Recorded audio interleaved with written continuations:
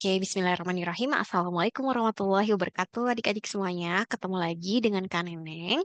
Dan hari ini kita akan membahas soal tryout untuk mata pelajaran IPS kelas 7. Yuk, kita langsung aja simak pembahasan berikut ini.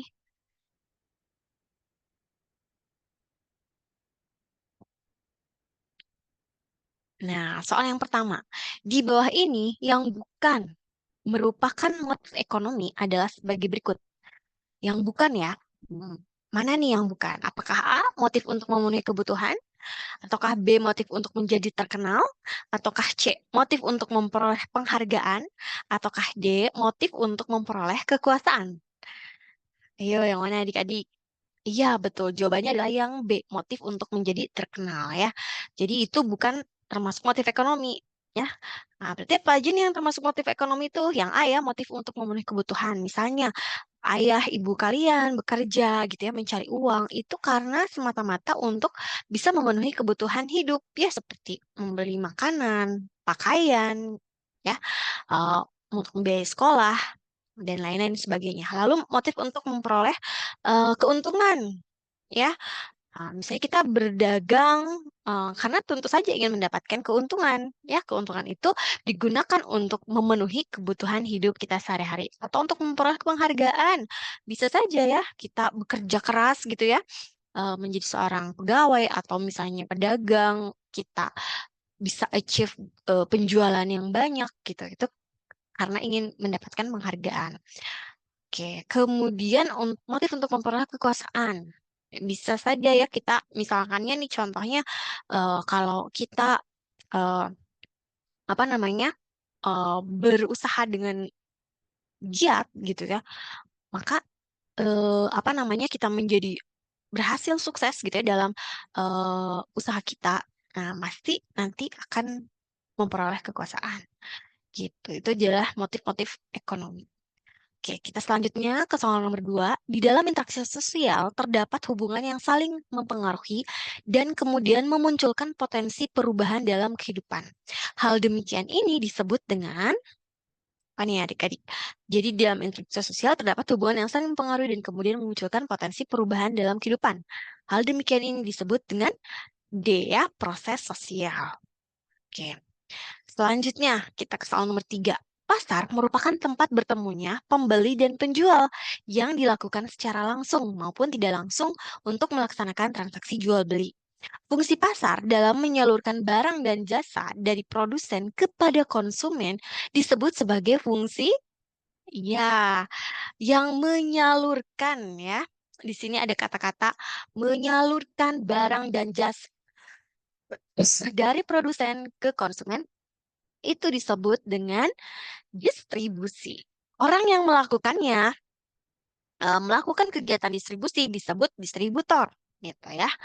Oke, selanjutnya kita ke soal berikutnya, soal nomor 4.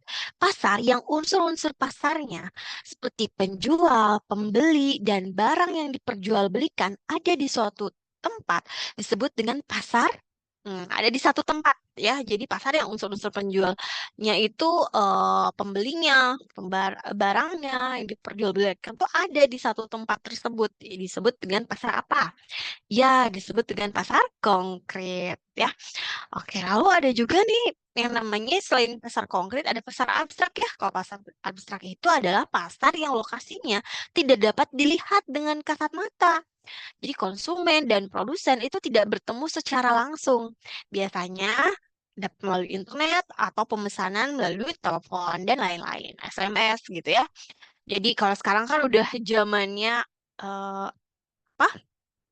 Ini ya, eh belanja itu secara online gitu ya. Nah, itu adalah salah satu contoh pasar abstrak gitu. Tapi kalau kayak pasar tradisional, kemudian swalayan gitu ya, itu termasuknya ke dalam pasar konkret.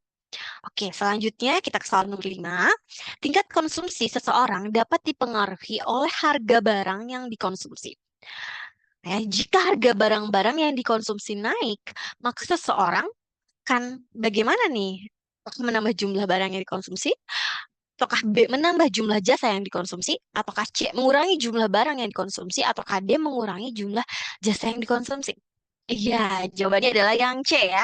Mengurangi jumlah barang yang dikonsumsi. Biasanya kalau harga naik ya udah deh gitu ya, kita nggak usah banyak jajan deh sekarang. Misalnya biasanya kita misalnya ngopi-ngopi gitu ya setiap minggu gitu ya, mungkin 2 kali atau 3 kali. Nah, karena misalnya sekarang lagi harga-harga pada naik gitu ya, lebih mahal.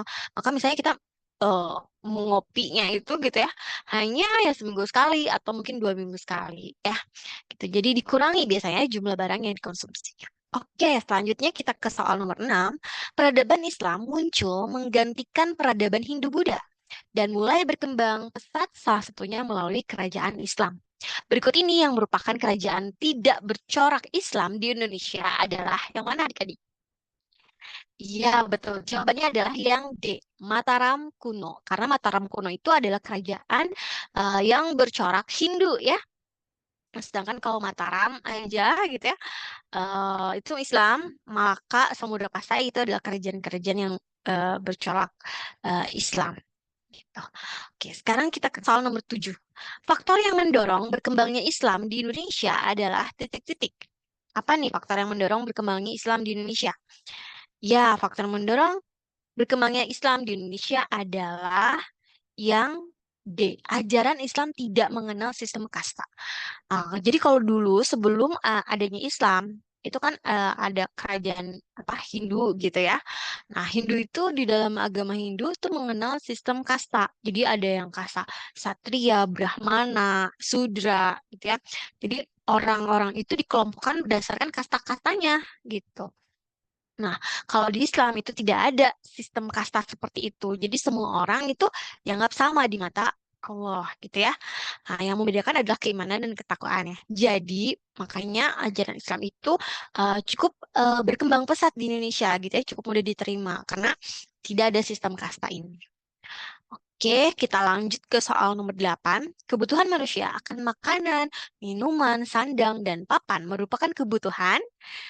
Ya, kebutuhan primer. Jadi kebutuhan manusia itu ada 3 ya, ada kebutuhan primer, ada kebutuhan sekunder, dan kebutuhan tersier. Kalau kebutuhan primer tadi, makanan, minuman, sandang, papan gitu ya, sandang, pangan, papan.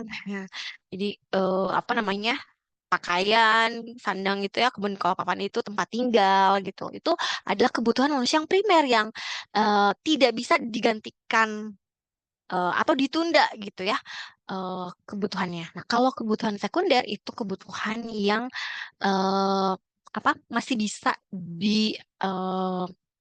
masih bisa ditunda gitu ya eh, untuk mendapatkannya. Kalau kebutuhan tersier itu kebutuhan yang cukup mewah gitu ya. Jadi tidak semua orang bisa apa namanya memenuhi atau mendapatkan kebutuhan tersier ini gitu. Contohnya kayak mobil gitu. Bagi sebagian orang itu adalah kebutuhan tersier gitu ya karena mahal gitu ya. Kita masih bisa menggunakan alat transportasi umum, tapi bagi mungkin beberapa orang yang memang dia berkegiatannya sangat padat gitu ya, bekerja harus ke sana ke sini gitu. Maka ya kebutuhan tersier mobil mungkin bukan masuk kebutuhan tersier tapi bisa saja menjadi kebutuhan sekunder. Jadi kembali lagi kepada pribadi orang masing-masing gitu ya. Cuman kalau kebutuhan primer itu semuanya sama gitu ya. Pasti semua orang tuh membutuhkannya. Bisa saja mungkin makanannya seperti apa, nah itu beda-beda setiap orang. Gitu ya. Oke, kita lanjut ke soal nomor 9. Pada masa praaksara, ada banyak peralatan yang sudah digunakan oleh manusia pada saat itu, seperti kapak persegi, gerabah, dan juga kapak lonjong. Alat-alat tersebut digunakan pada masa apa nih adik-adik? Iya betul, pada masa berburu dan mengumpulkan makanan ya. Jadi jawabannya yang D. Oke, sekarang kita ke soal terakhir, soal nomor 10. Bagaimana peran masyarakat dalam mengatasi perubahan potensi sumber daya alam? Nah, jadi kan potensi sumber daya alam kita itu sebetulnya kaya ya negara kita itu gitu ya akan sumber daya alam. Tapi ya lama kelamaan karena mungkin sudah dipergunakan gitu ya selama ini gitu. Sehingga kan lama-kelamaan akan habis ya, itu akan berkurang jumlahnya. Nah, bagaimana kita sebagai masyarakat untuk mengatasi perubahan potensi sumber daya alam ini?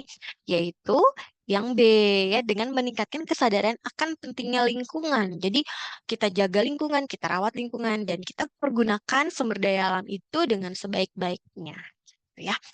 Oke, adik-adik semuanya. Wah, sudah semuanya ya. Soal untuk IPS kelas 7 kan Neneng bahas hari ini. Terima kasih adik-adik yang sudah menyimak video ini. Sampai ketemu lagi nanti. Assalamualaikum warahmatullahi wabarakatuh.